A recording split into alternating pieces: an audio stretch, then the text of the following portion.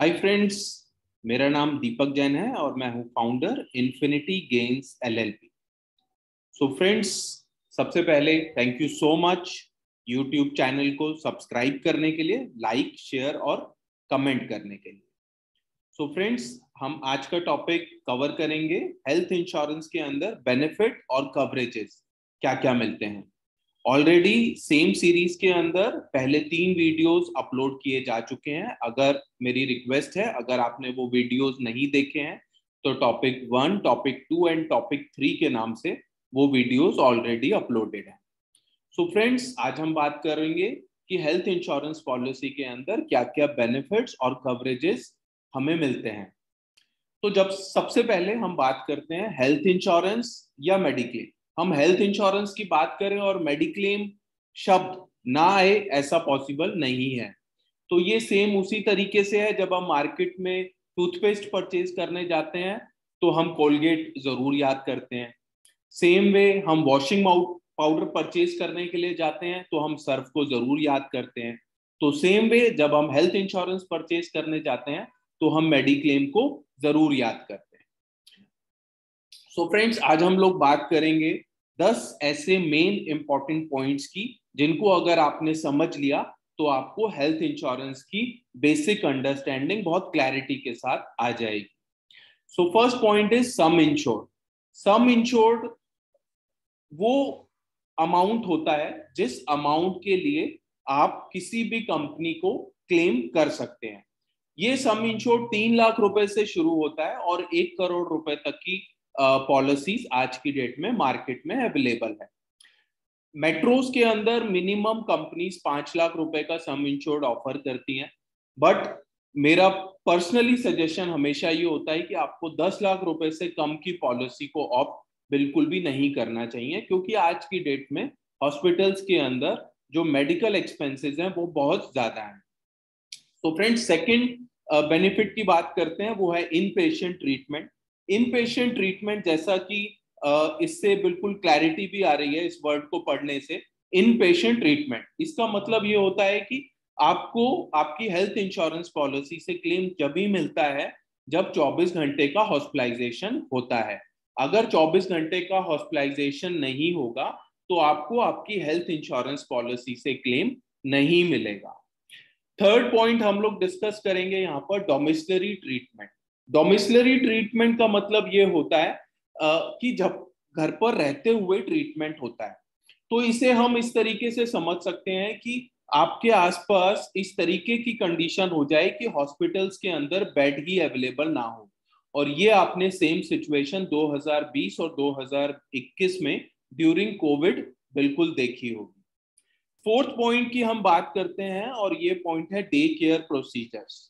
आज की डेट में मेडिकल टेक्नोलॉजी बहुत एडवांस हो गई है, जिसकी वजह से बहुत सा ट्रीटमेंट ऐसा है जिसमें 24 घंटे हॉस्पिटल में रहने की जरूरत नहीं होती। और आज की डेट में इंश्योरर्स ऐसे एक लिस्ट आपको देते हैं। कुछ कंपनीज आपको बोलती हैं कि ये 541 डे केयर प्रोसीजर्स हैं जिनको हम कवर करेंगे, और कुछ कंपनीज आज की डेट में ये कहती हैं कि अब हमारे पास पर्टिकुलर कोई लिस्ट नहीं है और हम अनलिमिटेड डे केयर प्रोसीजर्स को कवर करेंगे। इसके कुछ एग्जाम्पल आप मान सकते हैं कि जैसे आज की डेट में स्टोन, कैटरेक्ट, हर्निया, ये कुछ ट्रीटमेंट ऐसे हैं जो कि लेजर ट्रीटमेंट के थ्रू सिर्फ 2 घंटे, 3 घंटे या 4 घंटे में हो सकता है और आप हॉस्पिटल से फ्री हो सकते हैं। तो ये डे केयर प्रोसीजर्स के अंदर आता है। फिफ्थ पॉइंट हम लोग डिस्कस करेंगे pre and post hospitalisation. Pre and post hospitalisation का मतलब ये होता है कि जब भी हॉस्पिटल के अंदर एडमिशन हुआ, उस एडमिशन से पहले के जो भी एक्सपेंसेस होते हैं, प्लस डिस्चार्ज होने के बाद के जो एक्सपेंसेस होते हैं। सपोज करिए कोई भी एक पर्सन फॉर 4 डेज के लिए हॉस्पिटल में एडमिशन हुआ। जब 4 दिन के लिए उनका एडमिशन हुआ तो उससे पहले जब वो डॉक्टर के पास गए तो डॉक्टर ने कुछ मेडिकल टेस्ट बताए होंगे, कुछ मेडिसिन बताई होंगी, वो सब कवर करेगा। डिस्चार्ज होने के बाद के जो एक्सपेंसेस होते हैं उसमें डॉक्टर ये बोल सकते हैं कि आप 10 दिन बाद आइएगा एक बार चेकअप के लिए। बट एक चीज जरूर ध्यान रखिएगा, आप ये जो भी प्री एंड पोस्ट के एक्सपेंसेस है आपको तभी मिलेंगे जब आपके पास प्रॉपर इसके बिल होंगे, आइदर वो केमिस्ट के बिल हो, आइदर वो डॉक्टर्स के बिल हो, या मेडिकल या दूसरे टेस्ट के बिल हो। नेक्स्ट 6 पॉइंट की बात करते हैं, यह है no room rent capping, no ICU capping.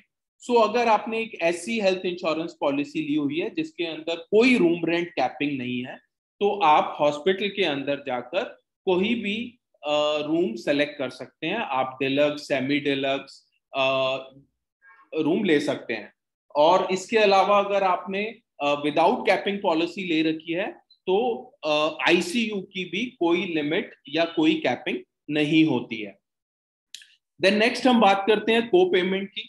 को पेमेंट का मतलब ये होता है कि सपोज करिए आपने पॉलिसी ली और आपने एक को पेमेंट के साथ पॉलिसी ली। तो सपोज करिए हॉस्पिटल में एडमिशन होने के बाद 1 लाख रुपए का खर्चा आया, तो उसमें से 20% का अगर को पेमेंट है तो 20,000 रुपए आपको अपनी पॉकेट से बियर करना पड़ेगा।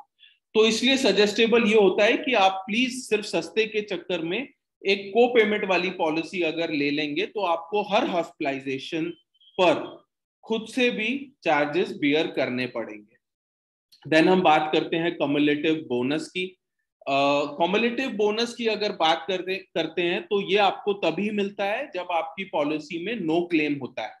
पहले कुछ कंपनीज आपको रिन्यूअल के समय पर 5%, 10% का प्रीमियम में रिबेट दिया करती थी, बट अभी मैक्सिमम जो ट्रेंड है, मैक्सिमम इंश्योरर्स आपको आपके सम इंश्योर्ड के ऊपर आपका सम इंश्योर्ड इंक्रीज करते हैं। रादर अभी तो कुछ कंपनीज आपको ये भी कहती हैं कि अगर आपने 10 लाख रुपए की पॉलिसी ली और आपने कोई क्लेम नहीं लिया 1 साल में, तो 10 लाख की पॉलिसी 15 लाख की हो जाएगी, और देन अगर आपने क्लेम नहीं लिया तो 10 लाख की पॉलिसी 10 लाख प्लस 10 लाख की हो जाएगी। एक चीज इसमें आपको हमेशा ध्यान रखनी पड़ेगी, मैक्सिमम जो बोनस बढ़ता है वो सम इंश्योर्ड के बराबर तक ही बढ़ता है, कभी भी सम इंश्योर्ड से ज्यादा बोनस नहीं बढ़ता है। अगर 9th पॉइंट की बात करते हैं, इसका मतलब ये है कि आजकल कुछ पॉलिसीज आपको रीअश्योर, रिचार्ज, रीफिल या सिक्योर के नाम से बेनिफिट देती हैं। इसका मतलब ये होता है कि सपोज करिए आपने एक पॉलिसी ली 10 लाख रुपए की, और 10 लाख रुपए की पॉलिसी लेने के बाद हॉस्पिटल में एडमिशन हुआ, एडमिशन की होने की वजह से 5 लाख रुपए का क्लेम आया और आप डिस्चार्ज हो गए। देन आप अगेन उसी साल में एडमिशन हुआ तो आप 10 लाख रुपए अगेन यूज कर सकते हैं। या इसको बहुत सिंपल एग्जांपल से आप ऐसे समझ सकते हैं, पानी का एक ग्लास है, पूरा भरा हुआ है, जैसे ही वो खाली हुआ कंपनी सेम साल में उसको दोबारा से रिफिल कर देगी, यानी दोबारा से ग्लास को फिल कर देगी। इसमें अब कुछ कंपनीज आपको सेम पर्सन सेम इलनेस भी कवर करने लगी हैं। 10th पॉइंट की अगर हम बात करते हैं, ये है हेल्थ चेकअप का बेनिफिट, जो आज की डेट में यूजुअली मैक्सिमम कंपनीज अब कवर करने लगी है। अगर हम इंडिया के अंदर बात करें तो ये सरप्राइजिंग डेटा होगा कि सिर्फ और सिर्फ 2% लोग ऐसे लोग हैं जो अपनी पॉकेट से पे करके ईयरली बेसिस पर हेल्थ चेकअप कराते हैं। सो अगर आपकी हेल्थ इंश्योरेंस पॉलिसी के अंदर हेल्थ चेकअप बेनिफिट है तो आप इस बेनिफिट का फायदा उठा सकते हैं। और अब तो कुछ कंपनीज आपको ये बेनिफिट भी देती हैं कि जैसे ही आपने अपना प्रीमियम का पेमेंट किया तो आप हेल्थ चेकअप के लिए एलिजिबल हो जाते हैं। सो आई एम श्योर ये जो हमने 10 पॉइंट डिस्कस किए हैं ये आपकी पॉलिसी में आप जरूर चेक कर लीजिएगा। अगर आपको फिर भी कोई कंफ्यूजन या क्लैरिटी है तो प्लीज आप कमेंट बॉक्स पे लिखिए, सो दैट कि हम लोग वापस उसका रिप्लाई आपको बहुत एक लेमन लैंग्वेज में कर पाए। और इसके साथ साथ अगर आप अपना करियर इंश्योरेंस सेक्टर में बनाना चाहते हैं, इंश्योरेंस कंसल्टेंट ज्वाइन करना चाहते हैं, तो डिस्क्रिप्शन पे लिखे हुए नंबर्स पर हमारी टीम से प्लीज कोऑर्डिनेट कीजिए। So friends, thank you so much for watching this video. Thank you so much.